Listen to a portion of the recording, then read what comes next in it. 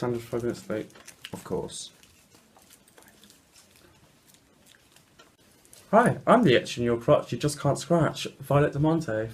Hi, I'm the cum stain on your prom dress you couldn't explain to your parents, Stella. And this is the show where we talk about whatever we want, because it's our show, not yours.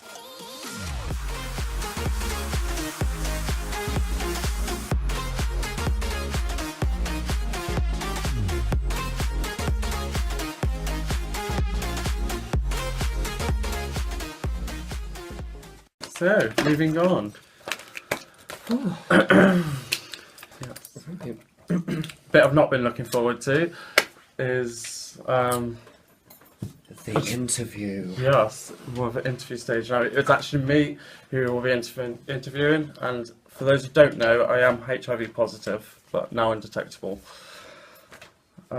So I think I'll just start by telling you roughly what happened. So I was living in Brighton at the time, just arrived actually. I wasn't aware of HIV down at this point. Well, I knew it was something that killed people and doesn't seem to be around it much anymore. And I had no knowledge of it, no real knowledge. So I meet this guy, things are great. So just met this guy, new flat, new boy. So it was back then. Oh, of course, yeah. Yeah, that was every week pretty much. No comment. Yeah. Innocent until proven guilty. So I was with him, walking up the street, and someone's like, "Oh, don't tell me you're with him." So I'm like, "Well, yeah, what of it?" And they're like, "Don't, he's spreading HIV everywhere." Like, just like that. I was like, "Huh? Yeah, whatever." Obviously, He was like, off, he was like, "Oh, don't worry about them. That guy they were with was just my ex, and they're just trying to cause me problems." So I was like, "Are you sure? You know, when was you actually, have you ever been tested?" And he's like, "Yeah, about 3 weeks ago, and I've got the all clear."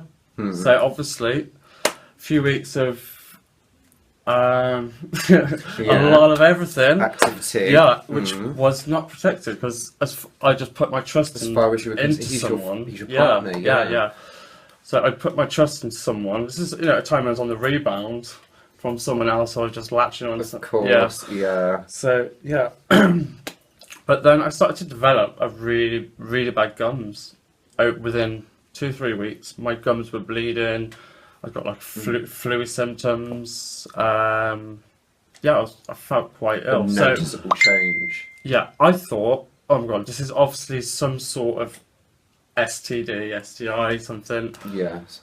Is it probably gonorrhea or something like that? Something's not right. Yeah. So get up there, just have a get tested for it. Someone actually said, "Oh, you've probably got gonorrhea." Now knowing they knew what I got, but we're just saving my worry. So obviously I'm up there, full screen. Of course, why not? That's like if you go for anything, you may as well get a full screen. Don't just test for 1 or 2 things. Like do everything. No point cutting corners if you're going to go in for that. Yeah. Yeah, definitely. So I just get a normal test done. Went back to the flat. The next day, I had a phone call from them. "Mr. Monte, you've got HIV." Literally, I dropped my phone. I collapsed it on the floor. I can quite imagine. Yeah. I literally locked the flat. The flat wasn't even mine. This was the new boyfriend's. I locked the door, and I stayed there. I didn't eat. I didn't drink or nothing for about 6-7 days. So pretty much a week, because I was just in shock. And when I finally got out to go up to the hospital, it took me an hour to walk a 10-minute walk. Yeah, like the whole shock. I felt dead, like literally so drained. Obviously, I hadn't eaten and drinking and stuff like that because I was just in my own little world. Yeah. It's like calling people up, like to tell them. That was hard. Yeah. But this is all down to putting trust into someone. Like it just goes to show. I mean, he was your partner, and he didn't even have the common decency to sort of say, "Look, this is how it is." Because but this was down to him not getting tested as well. It was his responsibility. Yeah, if he'd been tested, he could have got treated and not be able to pass it on. Because once you're undetectable, the chances to pass it on are so low, and it's usually only down to missed tablets and things like that, which gives you that 1%. Yeah. So it's more important. It's more important to accept that you've got it and get medicated than it is to ignore it, for sure. Like, it's one of those things that by ignoring it, it's not gonna help itself. Like, it needs assistance, and it's something that can be not necessarily treated, but can be kept at bay, can't it? And when it comes to tests like this, which are free, why would you not? Yeah. What reason have you genuinely got to not do that? Yeah. Like, this is why we need to push for donations and things like that, is to support this. Yes. We really need to get people out tomorrow, down to the blower, and donating. Even if you don't get nothing for that money is well spent, because a lot of people that do have it can't afford to go and get a test or know about the service, can at least be offered them.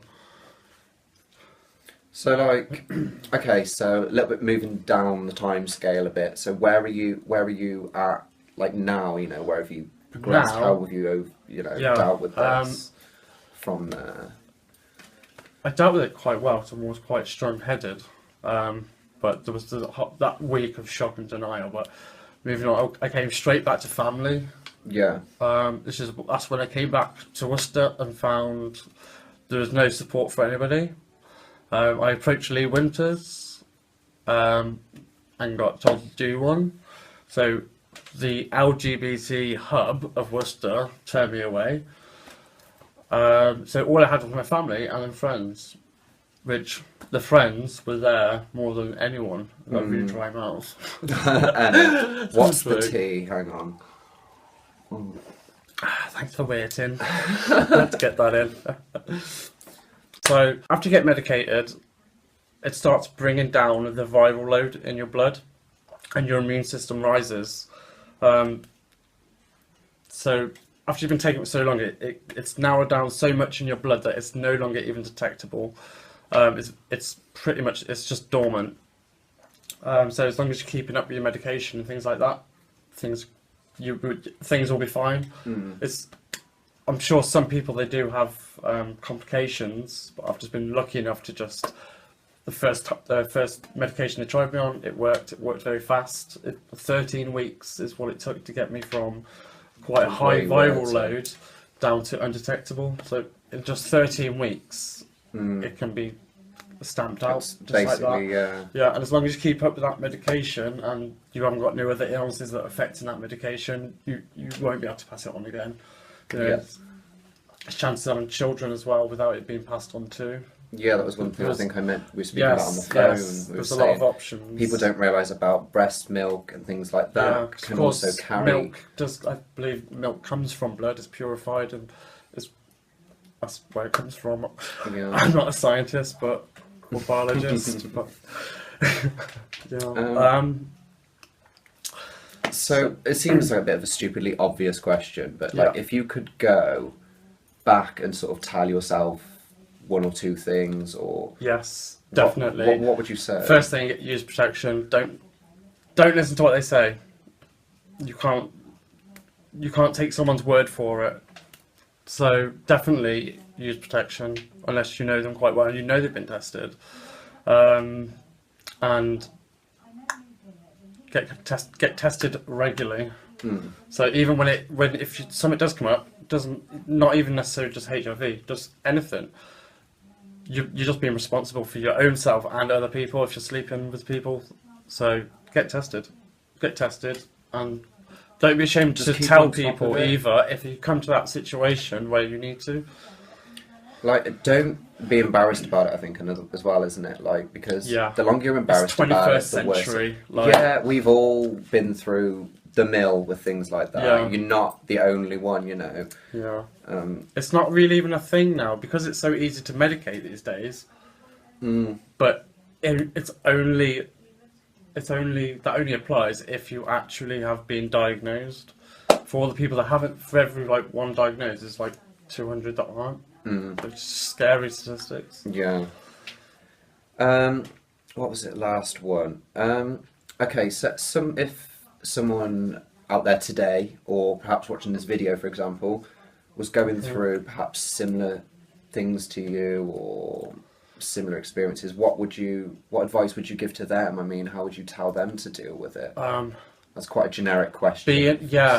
I mean, the thing that helped me the most, I'm quite a sociable person, it was my friends and family. That was my immediate help. It was just be around them support network, and explain to them how I was feeling actually in depth about it, so they would understand exactly like how I felt, so we knew how to deal with it. I'm just like, well, now we've got the emotions out the way, this is the facts of it, how we're going to conquer this is the problem, medicate it, and it's going to be okay very soon. Like, even the crappy you just feel drained constantly, like really bad flu, and that just passes, and you'll have other illnesses that will pop up because of it, because your immune system is down. It's a human immunodeficiency, so basically the HIV rises and kills off your immune system, so they drop. So obviously as your immune system drops, you're more susceptible to pick up a lot of things, more colds. I even picked up chickenpox as an adult, not shingles, it was actual chickenpox. So yeah, it just wipes out your immune system. So yeah, I think that kind of concludes my interview, really. Okay, thank you. Thank you for being honest and open. That's alright. I do understand it's so hard. You just stiff drink There's now. so much pressure, you know, putting yourself out there to the world. So well done, and thank you. Thank you. Oh, I love your babes. Oh. So thank you all for watching. I believe that's a wrap. That is it from us. So I suppose goodbye, much love, and stay gorgeous.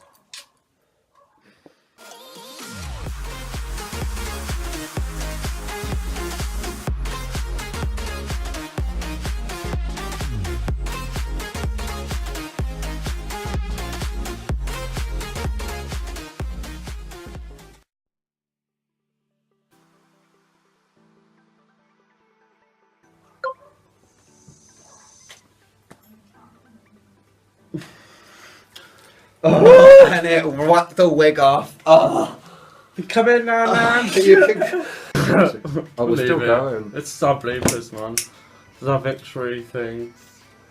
Literally, we're gonna have the bit right at the end where me and you were just like, bye. On the egg you couldn't crack the other night. Phil. and this is my partner, Grant.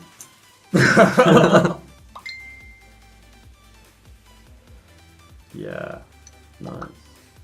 Rick. Sports bros just about holding these bad boys in.